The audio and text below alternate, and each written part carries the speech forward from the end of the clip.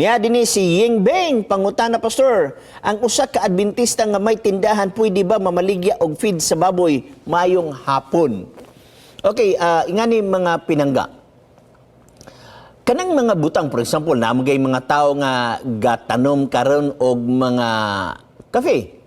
Imong tanang ko na babay lain nga purpose ana. Example, kape, himuon nga thinner, himuon nga pintal. So dili ka makahukom sa tao nga nagtanom og kape. Pero ngayon kang nagtamong og tobacco, wala magilain. Sa ako lang ha, kay basig limitado ang akong una-una.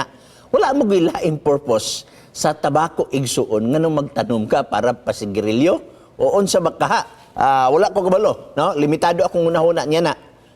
Kanang feed sa baboy, wala sad ko kabalo kung kanang feed sa baboy pwede di na sa mabahog sad sa manok bakaha, pwede ba mabahog sa iro basag ka o umba usaba. So kini nga punto igsuon dili nako matubag in details kay nga ni magud basig naapay kagamitan sa feed sa baboy nga didto ibahog sa laing mananap mo na nga ang tao gabaligya usaba na kay usahay naa may pagkaon igsuon nga makaon sa iro makaon sad sa iring kay kani among iro igsuon nagpalit mi og pagkaon para sa iro mukaon man sad ang among iring.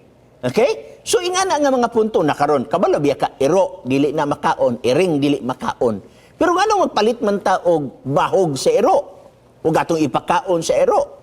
Now, sa baboy igsuon, basig na apay laing purpose niya na, nga kagamitan, aron usab mapakaon sa uban. So, dili ko makahatag og hukom ni ini nga mga puntoha. No? Kaya nagadepende man na sa imong purpose. Mabitaw, ang unang Korinto Kapitulo 10, versikulo 31. Bisag unsa imong buhaton o magakaon ka man o magaino o bisag unsa imong buhaton, buhata ka na sa paghimaya sa Dios. No? So imo na siyang hinuktukan pag-ayo kung na mga punto mga pinangga. Okay?